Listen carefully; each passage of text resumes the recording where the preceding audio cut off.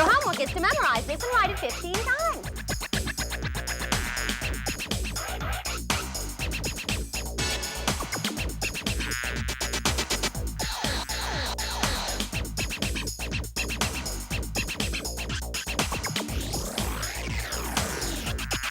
Welcome to the coolest, hippest half hour of fun in Hampton Roads. This is Brain Stew with Jennifer Pulley, only on News Channel 3. This week's Brain Stew adventure takes us to the Shenandoah Valley, where we travel 160 feet underground and explore Luray Caverns. You won't believe what Mother Nature has been creating over the past 500 million years. Hey, we're wasting time. Let's get this show on the road. See you down under, well, in Luray Caverns, I mean.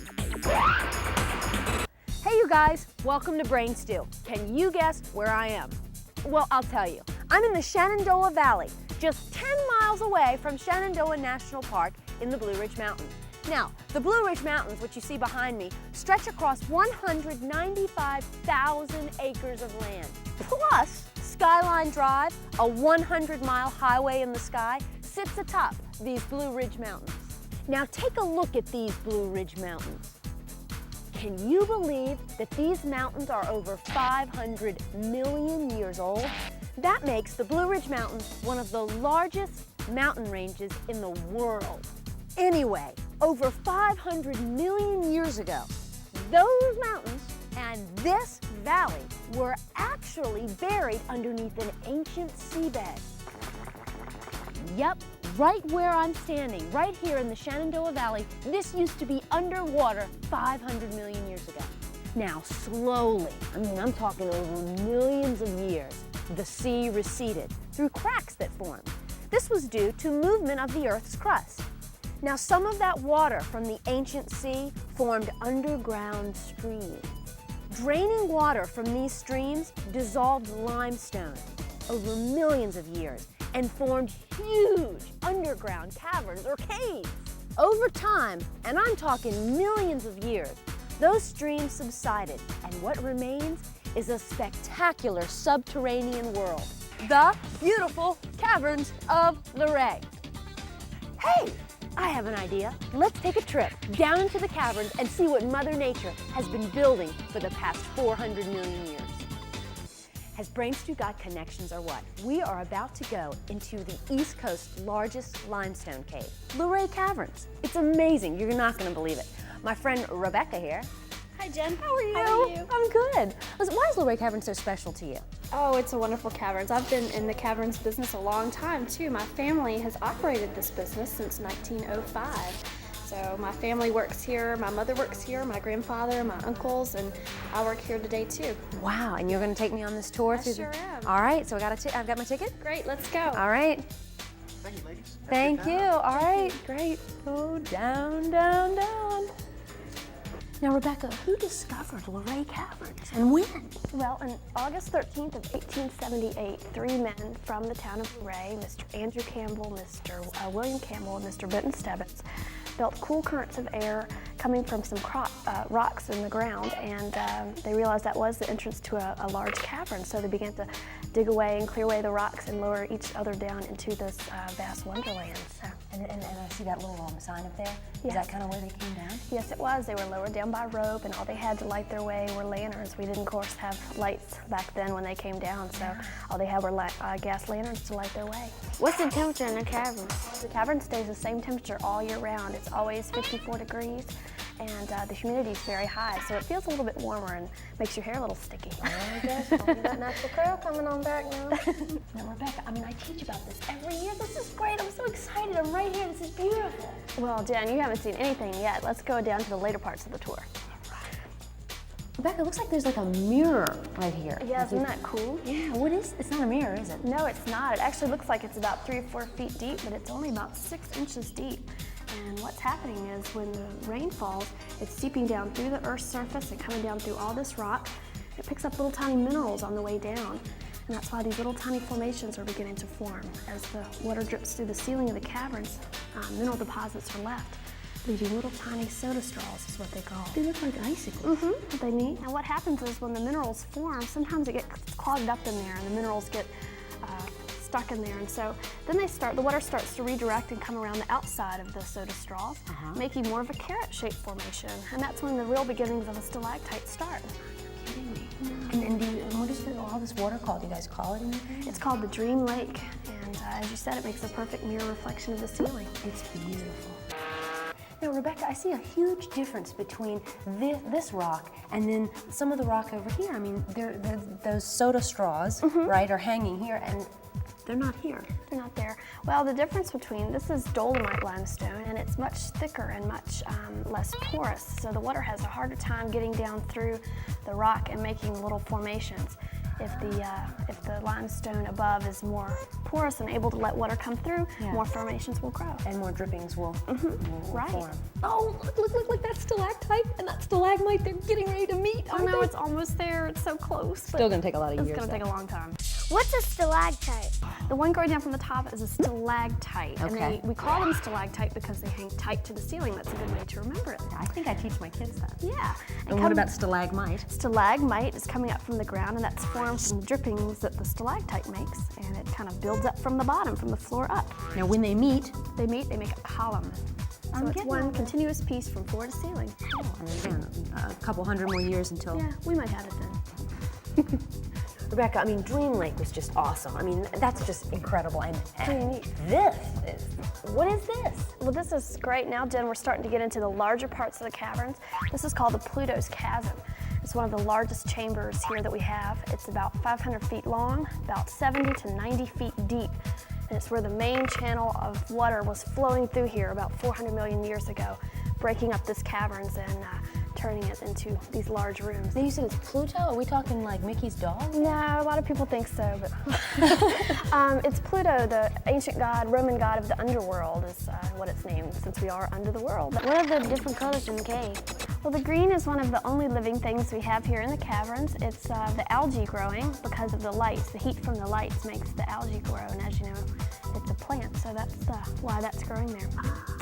We have a few other colors too. You can see the white, that real snowy white. Yeah, what's that? That's made from calcium carbonate. The reddish, brownish color is coming from iron. This is all in the water that's dripping through, is that correct? That is correct, Okay. and whatever minerals that the water picks up is what deposit, the color it's going to deposit.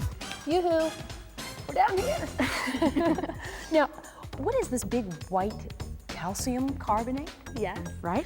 This is the Pluto's ghost. As I mentioned before, the Pluto's Chasm is down here, and down in the center is the Pluto's ghost, again named for the Roman god of the underworld.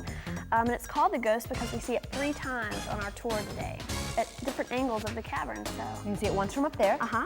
where Mike is, and then, once from right here, yep. and once from the top of the chasm over there.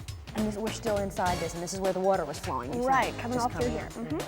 Now, Rebecca, I don't know, we're kind of getting a little splashed here. No, it feels like it's raining, doesn't it? Yeah, what is this formation called? This is called flowstone. And as you can tell, as the water drips down, it kind of splashes all over everywhere. Yeah. And it doesn't really have a distinct rhyme or reason or pattern, so it flows everywhere. And that's why it's called flowstone. And it's all wet. I mean, it's all Yeah, wet. it's right wet. there. I see there's white in it, Uh-huh. so I guess that means that there's There's more calcium deposits, right? some calcium deposits in it. This orange now, that's not calcium. No, it's not. This is the iron that we talked about earlier. Yeah. Oh, and look, and you can even see the drip. Uh-huh. Coming out. Cool. of it. Oh, I'm This gonna is splash. Me too. Let's get out of here.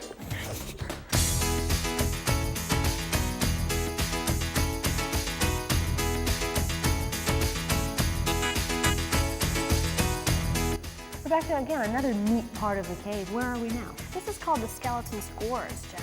Have you ever found anything interesting in the caverns? They found some bones. Wait, stop. Hang on. If you want to find out what they found at Skeleton's Gorge here at Luray Caverns, don't go away. We'll be right back with more.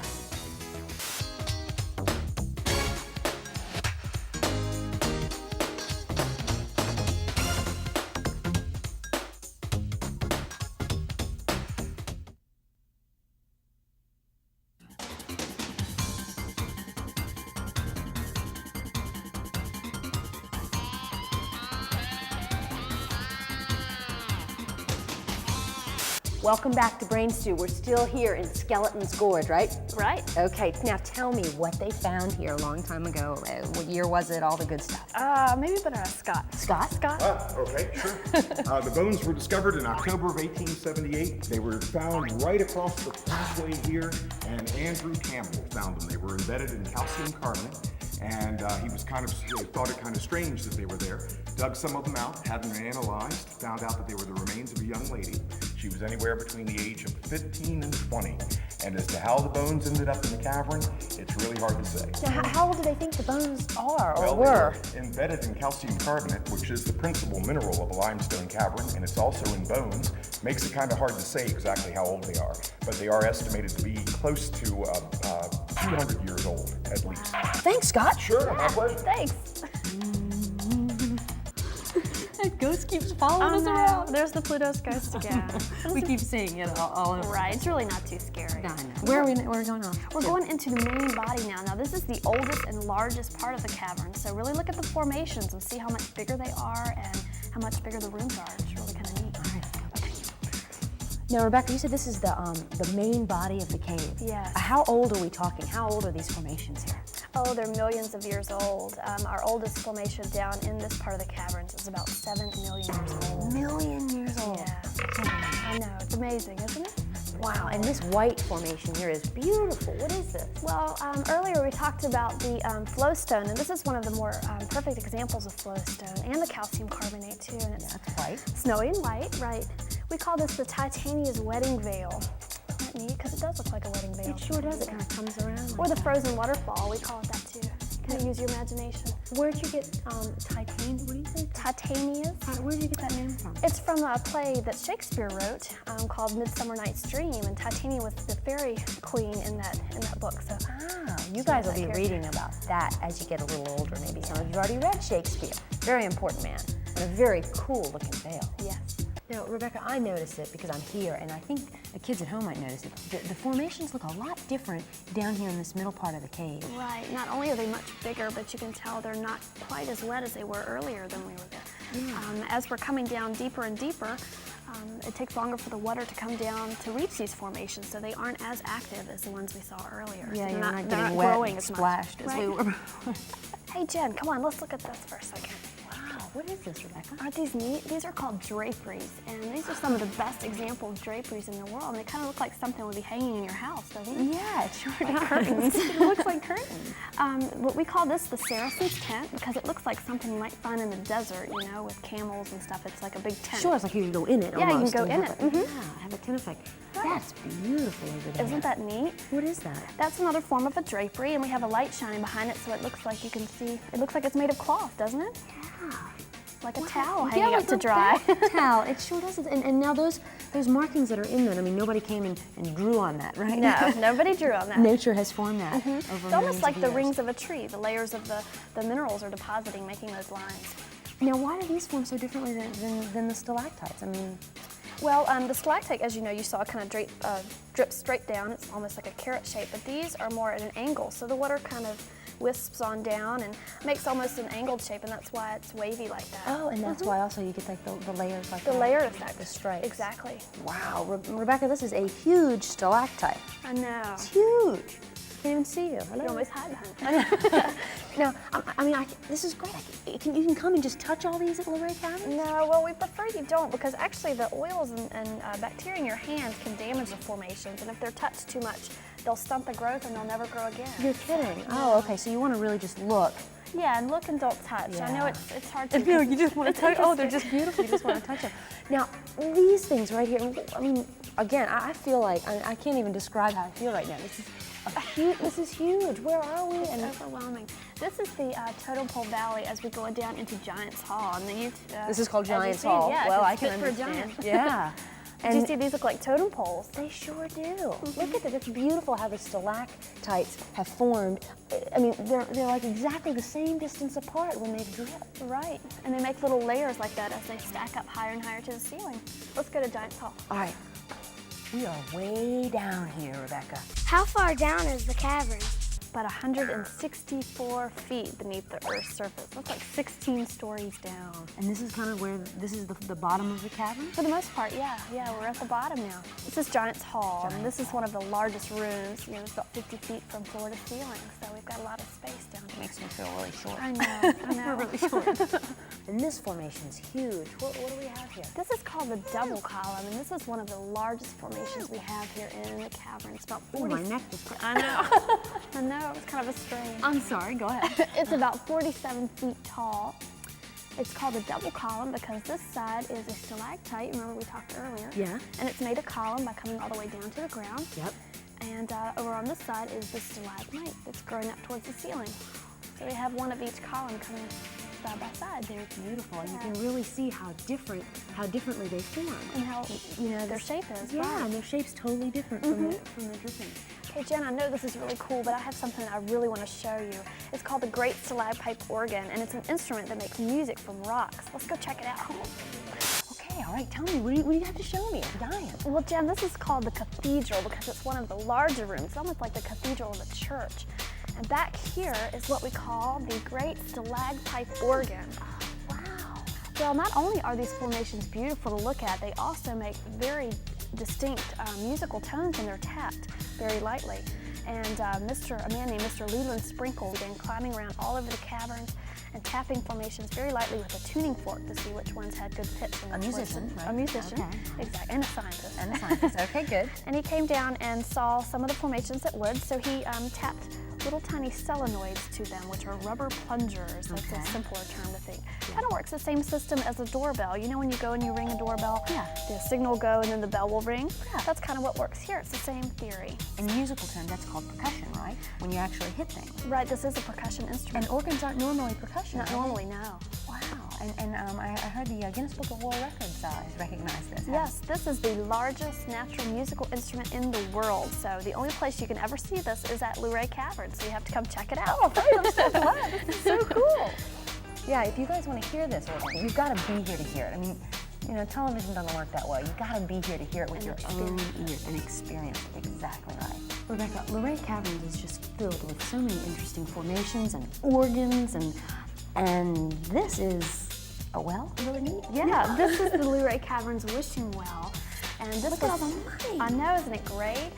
It was started in 1954. This is a natural pool of water, and people began throwing coins in, as you can see, and it's really turned into quite a habit. Every year we drain the pool out and collect all these pennies and quarters and dimes and nickels by hand, bag them up and take them to the bank, and then we eventually donate them to a different nonprofit organization, as you can see there on that board. Wow, since 1954, you guys have been donating all the money. Right, every year. Why is the water blue? That is actually from the pennies. The copper that pennies used to be made with have deposited on the rock, so it makes kind of a nice blue-green tint to the water. Well, shall we make a wish? Sure, let's do To it. contribute? Okay. Oh, yours made a bigger plunk than I mine. know, I had a quarter. I know. I only had a penny. That was his quarter. You know, back when we came here to shoot early this morning, I didn't eat any breakfast. I'm a little hungry too. Starting to growl, a little hungry. Well, let's go on down a little further. I think you might find something that'll take care of your appetite. Let's go. Oops. All right, waffles, pancakes. Bacon. Now we have eggs. We saw bacon a little bit earlier, so Eggs! Isn't It that looks just like great? an egg. Yeah, so this may take care of your appetite, but you can't really eat them. No, I don't They're want to. hard. All right, now it looks like an egg kind of sunny side up. How did they get here? How were they formed? Well, as workmen were coming through this area making the walkways that you see here, they accidentally bumped 2 stalagmites. So that was kind of a misfortune, but we have this neat thing to show people today because of it. And they've been So well that's like a polished. broken stalagmite. Stalagmite, that's kind of what it looks like inside, kind of a cross-section of what it looks like. It looks like there's like a cutout hole, like above this kind of bridge or something. It's I kind know. of strange. Jen, it's a good thing this is here today because otherwise, to get through the tour, we'd have to crawl through that little hole up there. Is that what they had to do? Yeah, they did. A long time ago? In order to make it a little more easier for people to visit us, you know, we had to adapt the walkways. I don't think I want to come crawling around through here. No, I don't think so. It's kind of a tight squeeze. Yeah. I'm looking at some of these formations. These are like so cute. These are they're like little baby tiny formations. These are little babies. Maybe Scott could come in and tell us a little bit more about this. Sure. They have to be only 76 years of age because they cut the path in 21, and these have grown since they cut it, and they are 76 years old. But you notice we can't find a single one that's a cubic inch long, especially a cubic inch.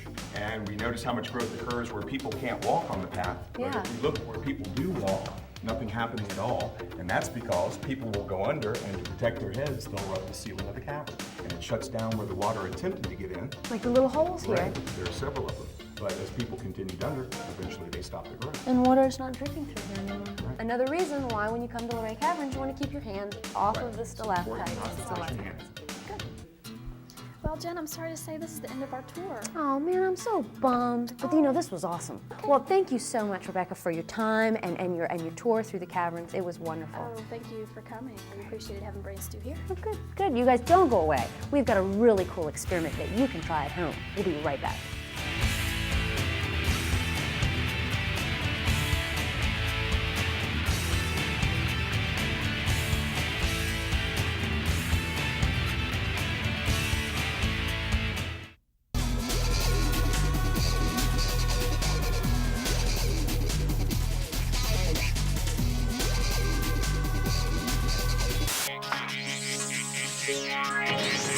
Do you remember the wishing wells down in the caverns? Some of those pennies look green. You know there's a reason why. Hey, let's find out. This is what you need: a saucer, a paper towel, vinegar, and 3 to 5 pennies. This is what you do. Fold the paper towel in half and then fold it again, and then you form a square. Put the paper towel in the saucer. Pour enough vinegar into the saucer to make the towel wet.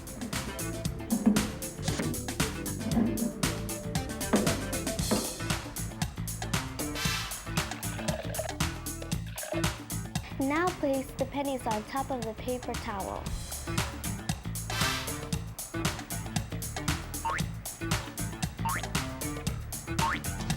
Now wait for 24 hours.